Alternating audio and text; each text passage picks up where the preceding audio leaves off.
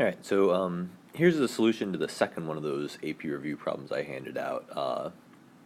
The one about a rod attached to a hinge and measuring a tension in a spring scale, and kind of like the lab that we did.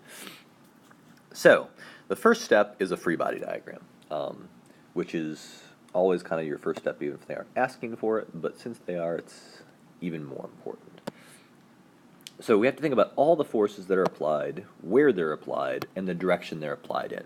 Because when you deal with rotation, it's not enough to just be kind of close, you got to get it really precise.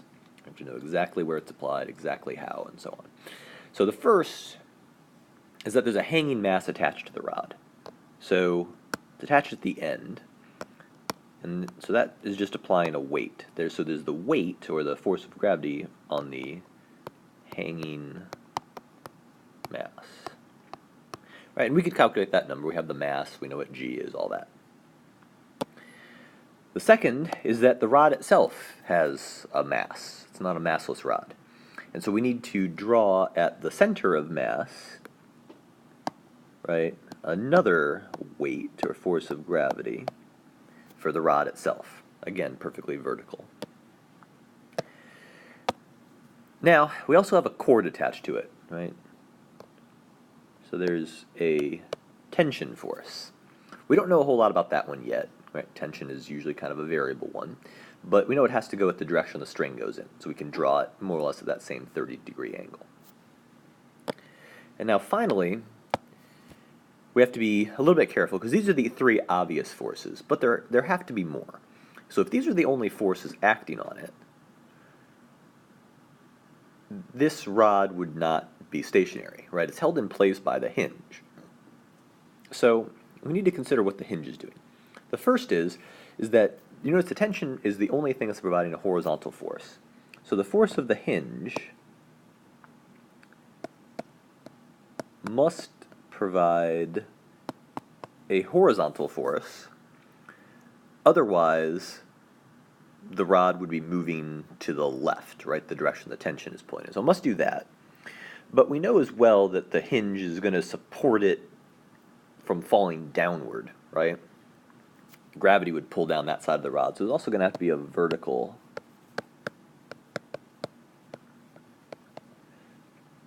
it's kind of sloppy. There's also a vertical part of the hinge. And so you could either draw both components like that, recognizing you need a horizontal one to balance the tension and a vertical one to balance some of the weight. Or you could just draw like a single one. Right? If you did just kind of something like that and called that F hinge, that would also work. Don't do both. It's either the green or the orange, but either one is correct. You can't have just a horizontal or vertical part of the hinge. It has to do both, otherwise it would not be possible for it to be in equilibrium. So that's part A, right? We're drawing that. So I'm gonna get rid of the orange one because I think it's easier in terms of just the components. So that's part A, is drawing the free body diagram. Part B, we need to calculate the reading on the spring scale. So the first thing to note is, because we're assuming that string is essentially massless, and the scale is also essentially massless, that means that the reading on the spring scale and the tension have to be the same.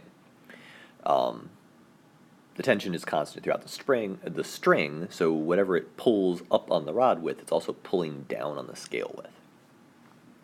So that's the first thing. The second thing is we need to figure out how to make this problem solvable. I know a lot about the red forces, right? Gravity. Those are easy to calculate. I care about the blue force. That's the tension. That's what I need. But the green forces, the spring, the hinge, I don't know anything about those. So what I need to do to make this problem solvable is I have to be very careful about my choice of pivot point. If I did Newton's laws in the vertical direction, for translational, the sum of the vertical forces equals mass times acceleration, I would be left with a vertical hinge force that I know nothing about. Similarly, if I do the x direction, I have a horizontal hinge force that I know nothing about. But if I think about torques, and I pick my pivot point to be where the hinge is, then I can make this problem solvable, because those are forces but they're a distance of 0 meters from the pivot point, and so they exert no force. So, if I make that my pivot, and write that the sum of the torques equals I alpha, then I can solve this. So the first thing we note is it's hanging stationary, so alpha is 0. So we get that equal to 0. So we have 3 forces, right? 1, 2, 3 forces that will exert torques. So the tension force would pull the rod in a counterclockwise direction. So that one's going to be a positive torque. So I'll start with that one. The magnitude of the force is T. How far is it from the pivot point? The whole length of the rod, L. And the angle between this is, the angle between these, we're told, is 30 degrees. So we have the sine of 30 degrees, right? Now, the other 2 forces of gravity would cause it to both rotate, both of them will cause it to rotate in the clockwise direction, so they're negative. So the force of gravity from the rod, M rod G, times how far is it? Well, it's a uniform rod, so it's L over 2 from the pivot point. And the sine of the angle between the radial line and the force is 90 degrees. The angle is 90 degrees, so the sine is 1. Similarly, for the hanging mass, MH for hanging, G, this one is a distance L, not L over 2. I should write that a bit more neatly. And again, the sine is 1, since it's a 90-degree angle. So that'll equal 0. And now we have something we can actually solve. The first thing we notice is that all the L's cancel. So we can rearrange to solve for T, right? We get T is G over sine 30 degrees. And we have M rod over 2 plus MH. Right, I've moved the 2 forces of gravity to the other side of the equation and divided by sine theta. I factored out the G because it was common to both, which is just to make it look nice. Now we can just plug the numbers in, right? We have the hanging mass, we have the rod's mass, we know what G is. If you plug all that in, you get 29 newtons. This problem is, as you can see, pretty straightforward if you make your pivot point choice well. If you do anything else, you have to end up solving for the value of those vertical and horizontal hinge forces, and it's many more steps. You can still do it, but it's a lot more work and a lot more time. So when you see rotational stuff, your first thought should be take a little bit and figure out what pivot point would make the math easiest to do. What pivot point gets rid of the most forces that you don't know. If you do that, then you see it's fairly straightforward. Okay, that's part C.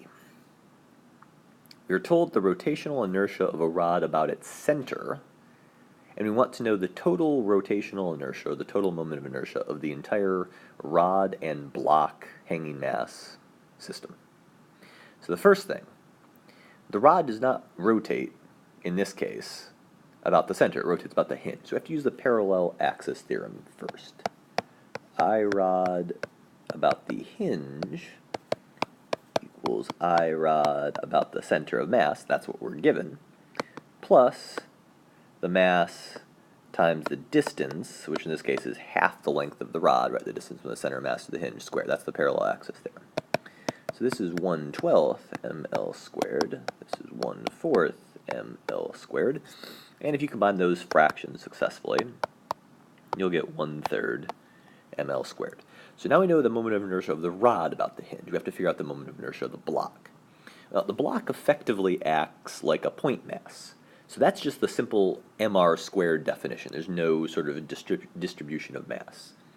So the total moment of inertia is I rod about the hinge plus mh L squared, right? Because it's a distance L from the hinge. So 1/3 m rod L squared plus mh L squared. And again, we know L, we know the mass of the rod, we know the mass of the hanging thing. So you plug all those numbers in carefully, and you'll get that it's 0.42 kilogram meter squared. It should be a dot, not a minus. Okay, so now I've got the moment of inertia. And that'll help us in part D.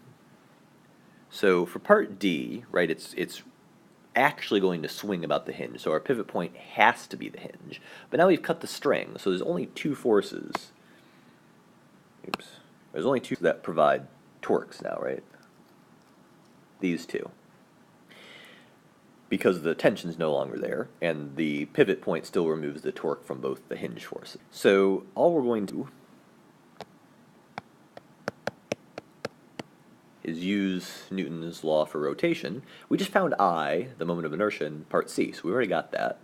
And we already kind of did the torque part before, right? Nothing changes about that torque calculation, we just don't have the tension part. So this is m rad g L over 2 minus mhgl equals I, I'm going to call it I total to indicate that it's both the rod and the hanging mass, alpha. And we want alpha, so we're just going to solve, right?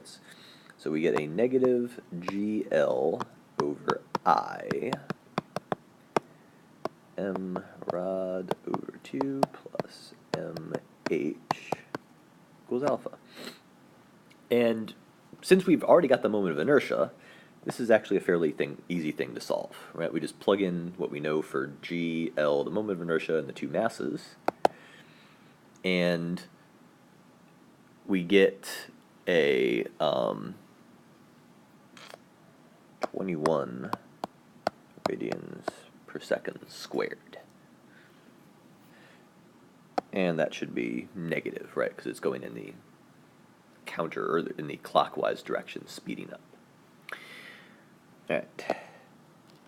And so that's the entirety of that question. Again, a couple things to note, right? If you mess up the moment of inertia in part C, whatever you got in part C, just use it in part D, right? If you can organize that to, right, to still show that you're doing the physics correctly, even though this moment of inertia is wrong, you get the points in part D, even if you got the moment of inertia wrong in part C.